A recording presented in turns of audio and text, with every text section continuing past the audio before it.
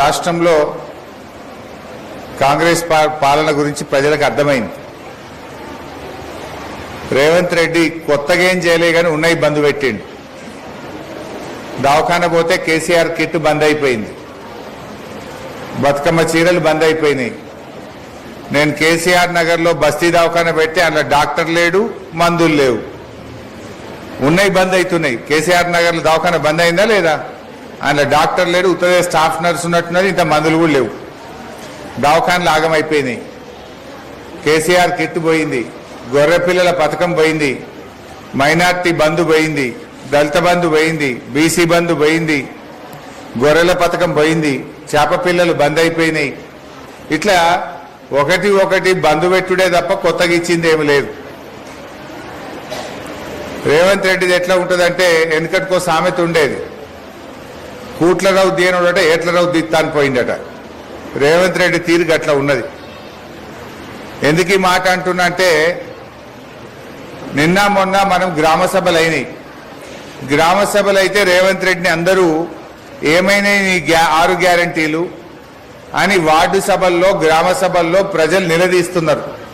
ఎమ్మెల్యేలను, మంత్రులను, అధికారులను ప్రజలు నిలదీస్తున్నారు.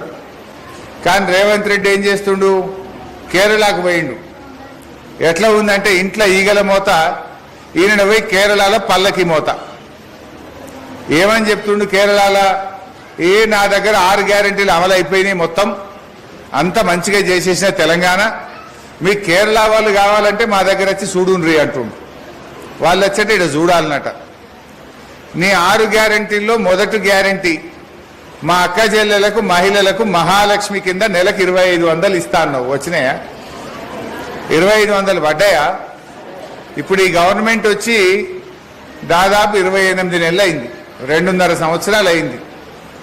అంటే మనకి ఎన్ని పైసలు రావాలి చెల్లె? ఒక్కొక్క చెల్లెకు రేవంత్ రెడ్డి 75,000 రూపాయలు బాకీ పడ్డాడు.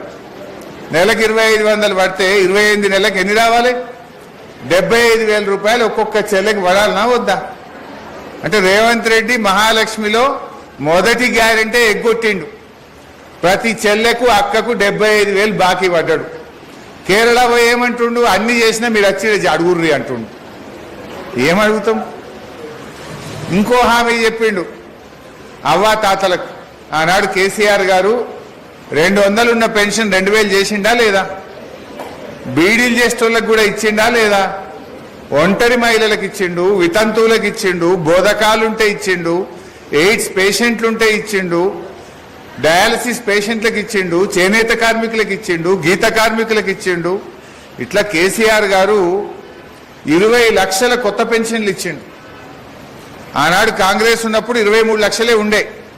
కేసీఆర్ గారు వచ్చినాక 43 లక్షల పెన్షన్లు అయినాయి. అంటే కొత్తగా 20 లక్షల కొత్త పెన్షన్లు ఇచ్చిండు. 200 ఉంటే 2000 రూపాయలు చేసిండు కేసీఆర్. కాంగ్రెస్ వాళ్ళు ఏమన్నారు? 4000 ఇస్తామన్నారు. పడ్డాయా? ఎవరికన్నా? 4000 ఎగబెట్టిండు. కానీ కేరళ ఏమంటుండు? ఏహే అన్ని చేసినా మీరు వచ్చి చూడుండ్రిడా. ఏం చూడాలి కేరళ వాళ్ళు వచ్చి? 4000 ఇచ్చినావు నీ ముఖానికి. అంటే అందుకే అన్న, నేను ఇంట్లో ఈగల మోత, కేరళలో పోయి పల్లకీల మోత. ఈడనేమో అన్ని ఎగబెట్టిండు, ఉన్న స్కీములు బంద్ పెట్టిండు. కానీ అక్కడ పోయి నేను అన్ని ఇచ్చినా మీరు వచ్చి మా తెలంగాణలో అడుగుండ్రి అని కేరళ వాళ్ళని రాండ్రి అంటుండు. ఇంత పచ్చి అబద్ధాలు మాట్లాడతారంటే, అంటే అబద్ధాలను కూడా నిర్లజ్జగా మాట్లాడుతుంటాడు. అతికినట్టుగా ఎటువంటి అంటే బొంకుడే బొంకుడు, నోరుంది కదా అని ఏది బట్టి అదే. జనం ఏమనుకుంటారో తెలియదా? ఇప్పుడు తెలంగాణలో ఉన్న చెల్లి ఏమనుకుంటుంది? వీడు 2500 ఎగ్గొట్టిండు కానీ ఆడపోయి అన్ని ఇచ్చినా అంటుండు, వీడు దొంగ అనుకోరా? అవ్వ ఏమనుకుంటుంది? అరే వీడు కేసీఆర్ ఇచ్చిన 2000 ఇస్తుండు, వీడు 4000 ఇస్తాను మోసం చేసిండు, కానీ వీడు పోయి గాడ 4000 ఇచ్చిన అంటుండు, వీడు మోసకారి అని అవ్వ అనుకోదా? అనుకుంటుందా? అనుకోదా? మోసకారి అనే విషయం అర్థం కాలేదా ప్రజలకు? ఈరోజు रमजान का तोहफा बंद कर दिया, बतकम्मा का శాడీ బంద్ हो गया. ఏమన్నారు? ఇంకా కేసీఆర్ 1,00,000 రూపాయలు ఇస్తుండు పెళ్లికి, నేను తులం బంగారం కలుపుతా అన్నాడు. వచ్చినాయి? ఎన్ని తులాలు వచ్చినాయి?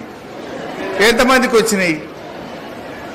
అన్ని ఉత్తమ ముచ్చట్లే, అన్ని అబద్ధాలు, మాయ మాటలు చెప్పి గద్దెకెక్కిండ్రు, ప్రజల గుండెల మీద దన్నిండ్రు. రైతులకు కూడా మోసం.